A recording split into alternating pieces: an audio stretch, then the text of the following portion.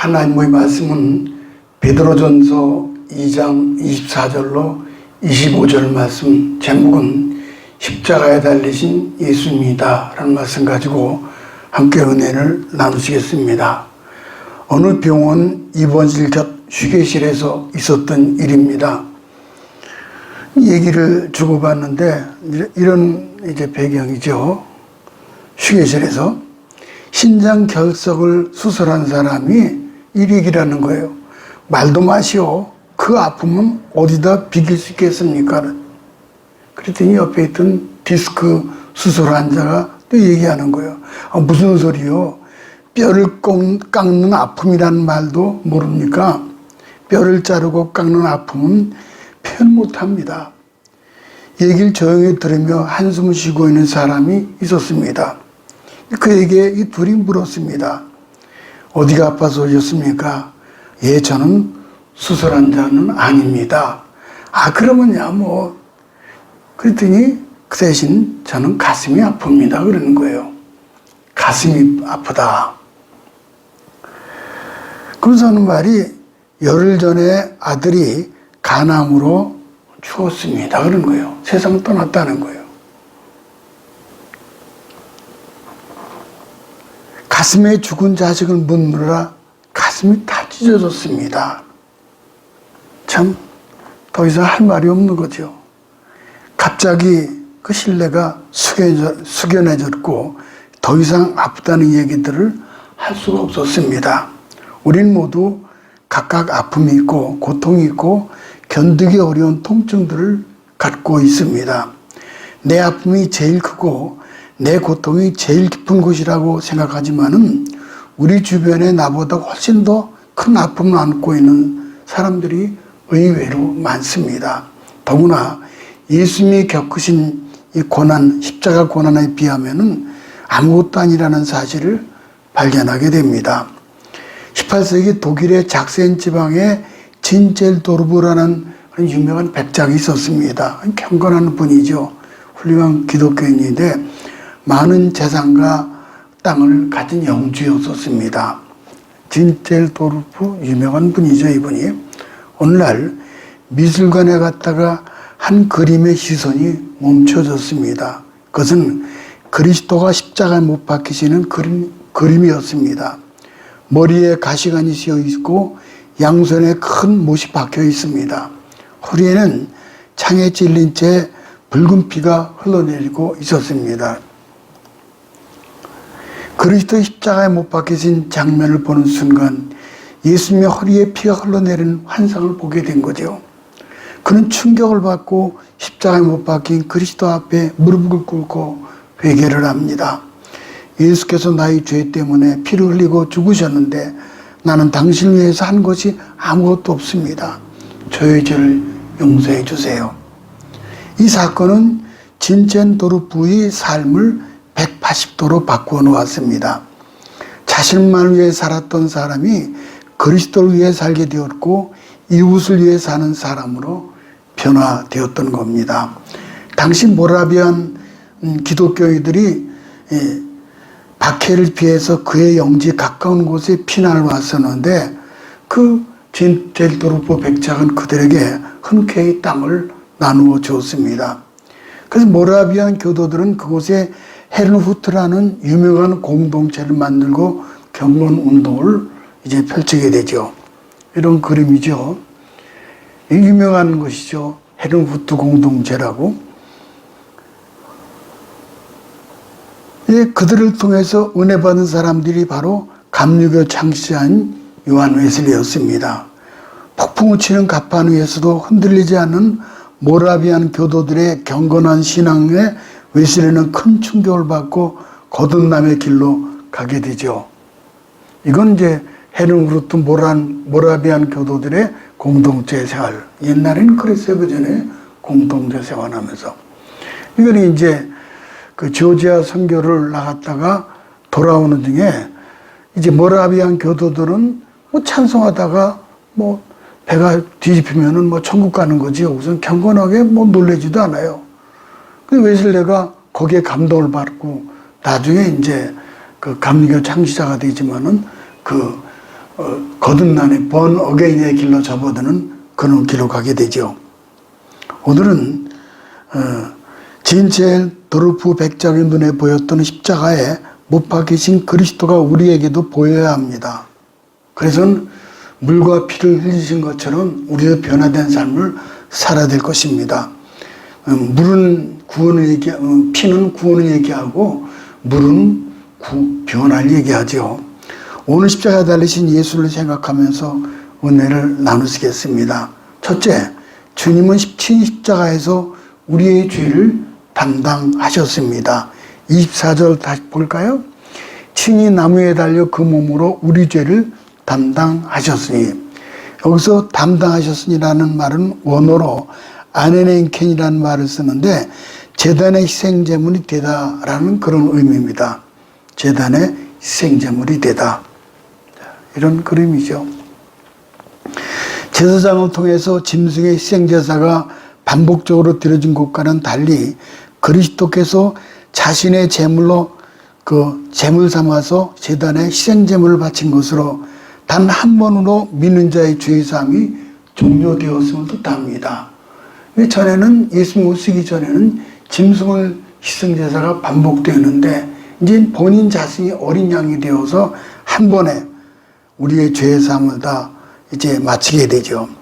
고린도전서 1장 18절에 보면은 거기 유명한 말씀이 있는데 십자가의 도가 멸망하는 자들에게 미련한 것들이요 구원을 얻는 우리들에게는 하나님 능력이라, 그런 말씀이 있습니다. 여기 두 가지 반응이 나오죠. 멸망자와 구원받은 자의 상황을 설명하고 있습니다. 그러면 첫 번째, 멸망하는 자들에게는 미련한 것이다. 무엇이 십자가를 볼 때 십자가를 보면은 멸망하는 자들이 지금 미련한 거예요. 고린도전서 1장 18절에 십자가의 도가 멸망하는 자들에게는 미련한 것이요. 십자가를 믿지 않으면 멸망합니다. 그들에게 십자가가 미련해 보입니다. 십자가를 통하여 구원받는다는 것이 어리석은 일이에요. 예수님이 신성모독죄로 고소를 당했고 또 황제를 모독한 죄로 법정에 섰습니다. 로마에 대한 국가 반란죄로 십자가에 죽은 거예요. 그들은 눈에 볼 때 정치범인 예수님이 십자가에 사용당한 것에 불과합니다. 그들의 입장에서 볼 때 십자가는 미련한 자들이 따르는 거죠. 그래서 멸망이라는 말은 헬라어로 아폴리메노 이런 말을 쓰는데 현재 분사형입니다. 그 행위에 대한 즉각적인 결과가 계속 일어나고 있음을 나타낸 말이죠. 십자가의 도를 믿지 않은 자들은 멸망받을 일만 끊임없이 한다는 거예요. 계속해서 해서는 안 될 일만 하는 상태, 또 죄의 생기란 또 다른 죄를 낳는다는 거죠. 거짓말은 또 다른 거짓말을 낳습니다. 악은 또 다른 악을 범하게 합니다. 멸망하는 자들은 똑같은 죄를 반복을 합니다. 반성은커녕 더 큰 죄를 계속 범하게 되는 거죠. 그래서 결국 멸망하고 말죠.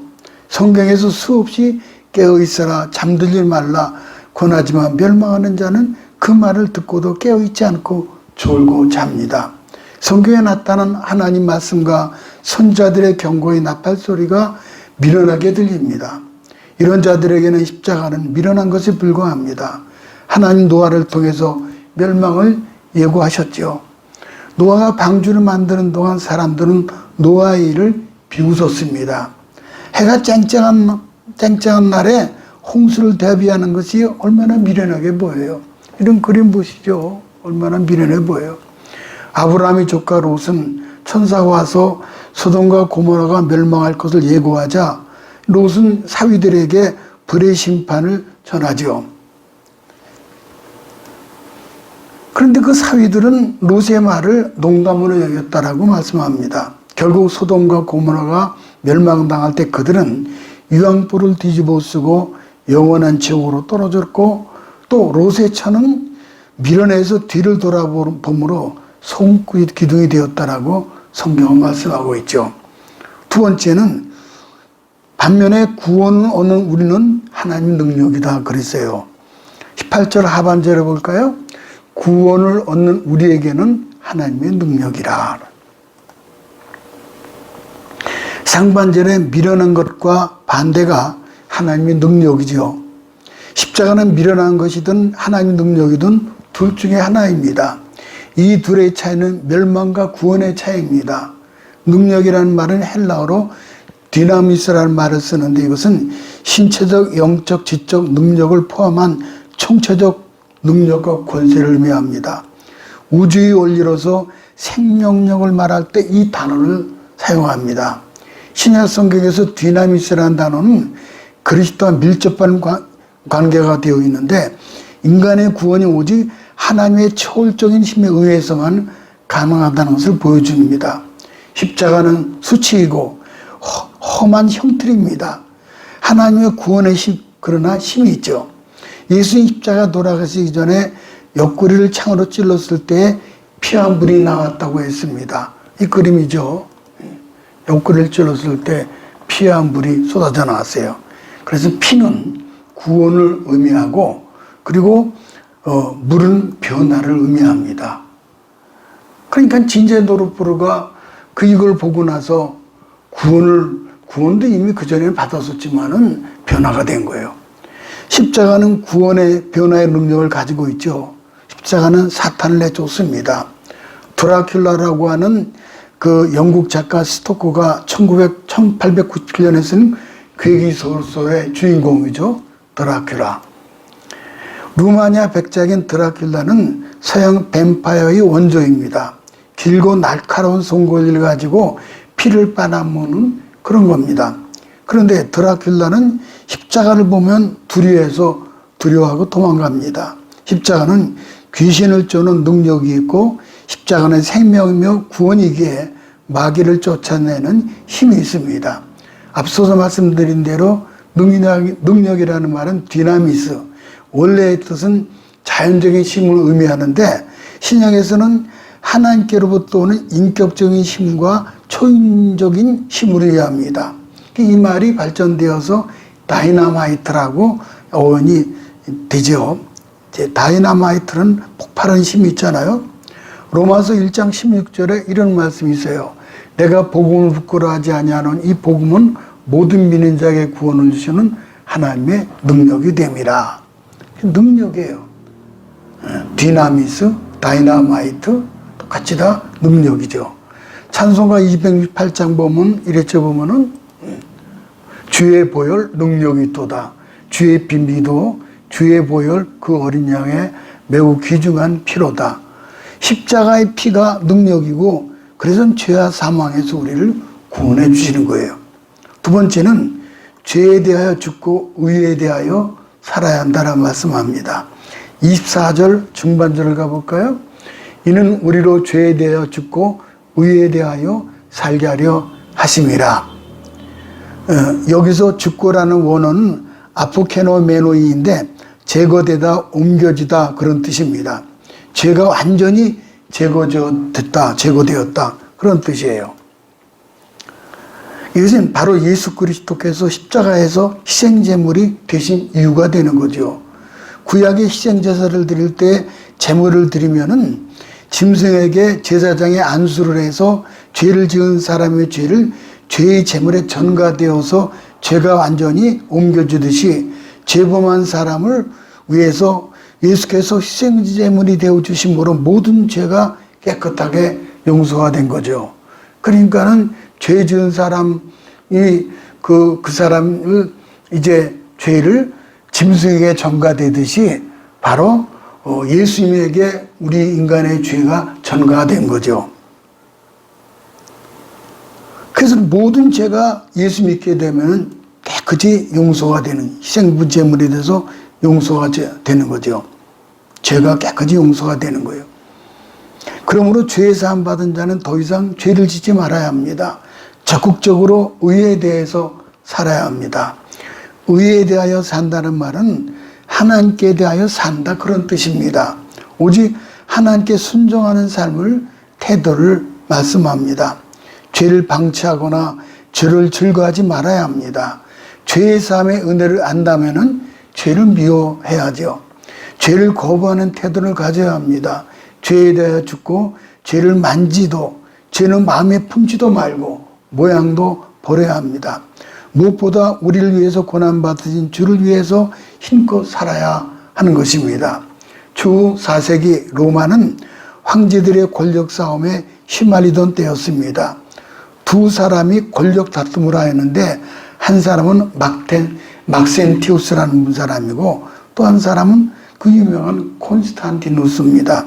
이 둘이 이제 전쟁을 하게 되는데 막센티우스는 폭군으로 유명했고 콘스탄티누스는 신앙이 좋은 어머니 헬레나의 영향으로 믿음이 좋은 장군이었습니다. 중요한 것이 콘스탄티누스가 어머니 헬레나가 신앙이 좋아요.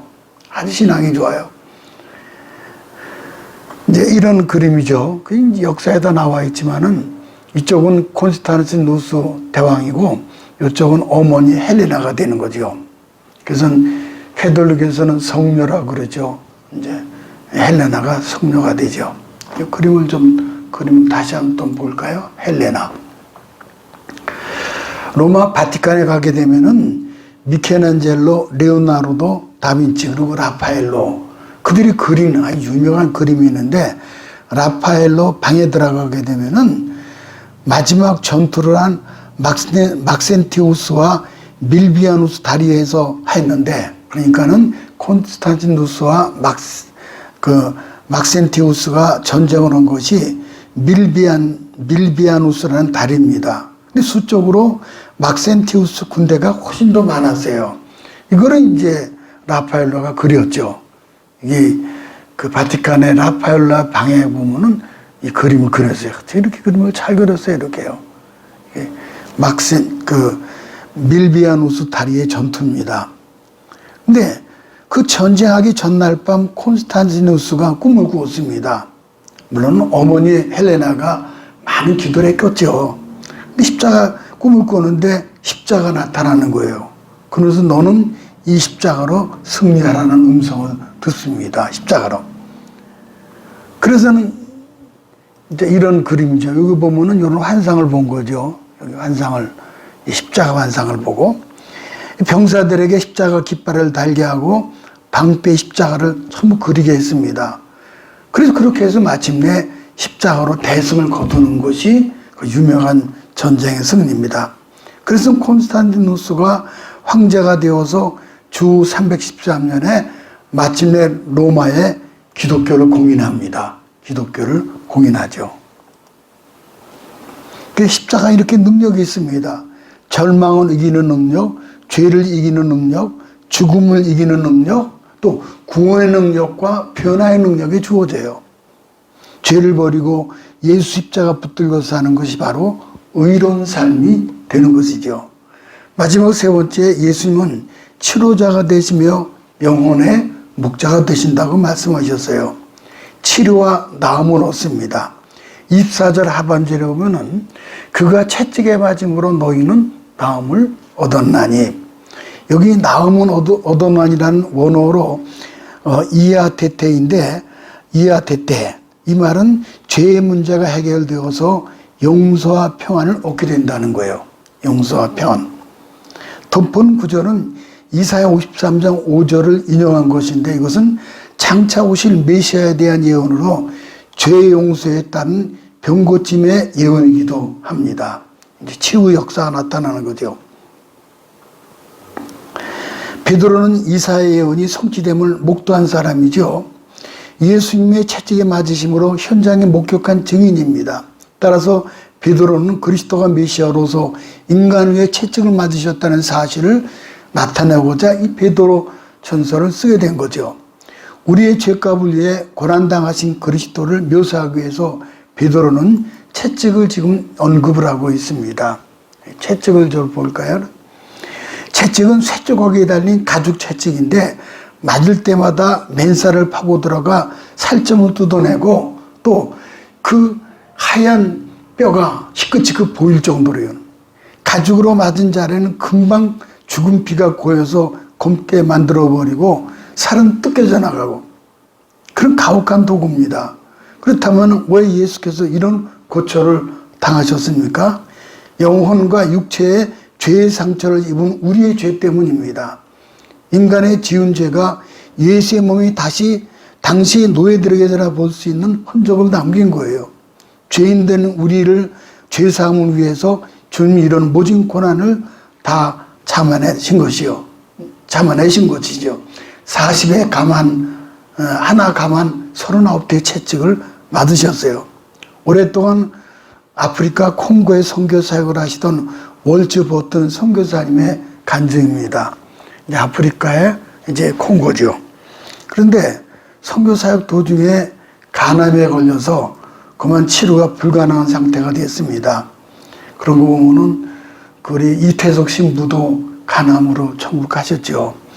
그런데 고향으로 돌아 죽을 날만 기다리고 있었습니다. 할 수 있는 일은 기도하고 말씀 읽는 것뿐이었습니다. 어느 날 본문 친히 나무에 달려 그 몸으로 우리의 죄를 담당하셨으니 이 말씀을 읽고 묵상하는 중에 이상하게 가슴이 뜨거워지면서 감동과 감격에 어서 한 번씩 눈물을 흘렸습니다. 잠시 멈췄다가 계속 말씀 읽어나가는데 25절 상반절 보니까 또 그랬어요. 그가 채찍에 맞음으로 너희는 나음을 얻었나니. 마침내 이 말씀을 읽는 순간 성령의 음성을 듣게 되었습니다. 사랑하는 아들아, 내가 너희 질병의 고통을 대신 짊어지고 무서운 형벌을 대신 감당하기 위해 무자비한 로마 병전들에게 등이 찢어지도록 채찍에 맞았다. 내가 너를 대신해서 질병의 형벌을 다 정산하였다. 너는 내가 채찍에 맞음으로 너는 나음을 얻었다. 이러는 이 말을 내가 믿느냐 그러는 거예요. 하나님께서, 예수님께서. 그 순간 즉시 믿음으로 받아들이고 입으로 시인하기 시작을 했습니다. 그렇습니다. 예수님이 채찍에 맞음으로 말미암아 나 월츠버트는 나음을 입었습니다. 예수님이 채찍에 맞음으로 나 월츠버트는 나음을 입었다라고 수백 수천 번 반복하고 시인했습니다. 월츠는 영혼 깊숙한 곳에서 병이 고침받았다는 확신으로 가슴이 뜨거워졌습니다. 말씀이 살아 역사하기 시작하자 그는 아내를 불러서 이 말씀 보시오. 예수님이 채찍에 맞음으로 너희가 나음을 입었다라고 기록되어 있지 않소. 성령께서 내게 말씀하셔서 나는 이제 환자가 아니오. 하나님께 고쳐주신 정상인이오. 정상이 누워서 있을 수는 없지 않소.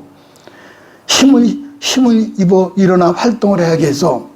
그리고 자리를 박차고 일어나서 다시 주의 일을 하기 시작을 합니다. 그렇게 해서 더 열심히 선교 활동하면서 건강은 되찾았다라고 역사를 전해지고 있습니다.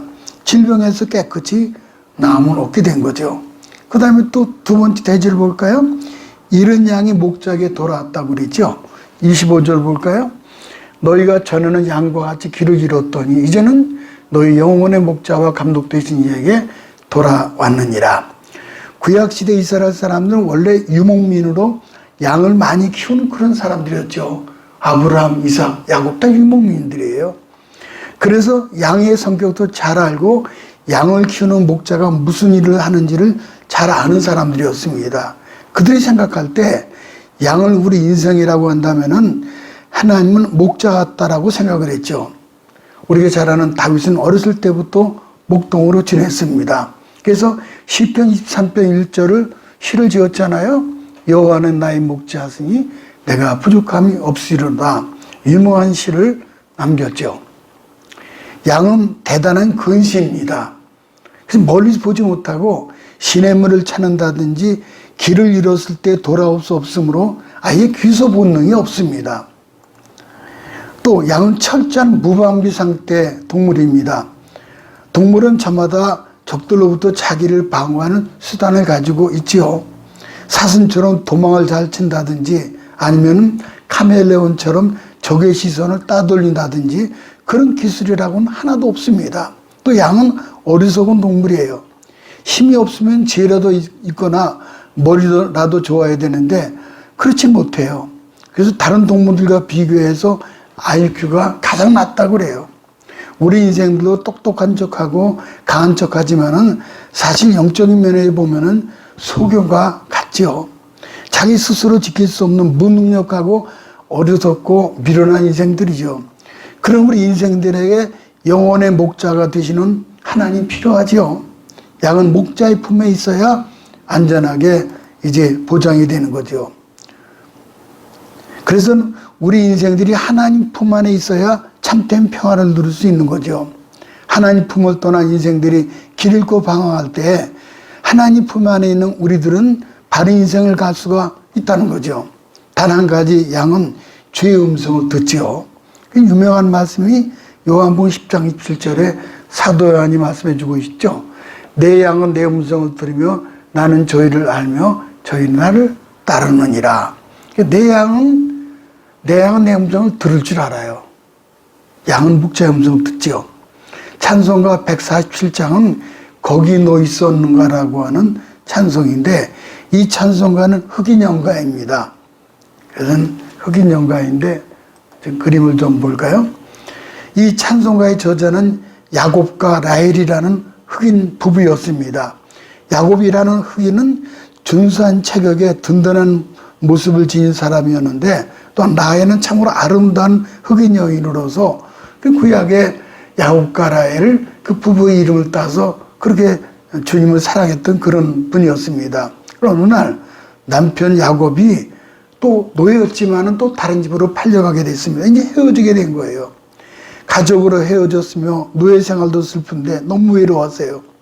이런 슬픔과 고달픔과 고통 중에서도 그리스도의 사랑과 자비를 생각하면서 예수님께서 하신 말씀대로 아버지여 저들의 죄를 사하여 주옵소서, 이렇게 하면서 거기 너 있었는가, 그때 주님 그 십자가 달릴 때 그러면서 이제 보면은 때로 그 일로 나는 떨려 거기 너 있었는가 그때, 이거를 지었던 거죠. 그때 그 찬송 생각하면 눈물을 짓지 않을 수가 없죠. 어떻게 저런 상황 가운데 찬송을 드리면서 자기보다는 예수님을 생각했다는 그런 내용이죠. 참 귀한 말씀이에요. 모쪼록 2022년도 베드로를 통해서 부활절을 앞둔 종료주일, 그리고 고난주간에 큰 은혜가 있으시기를 주님의 이름으로 축복합니다.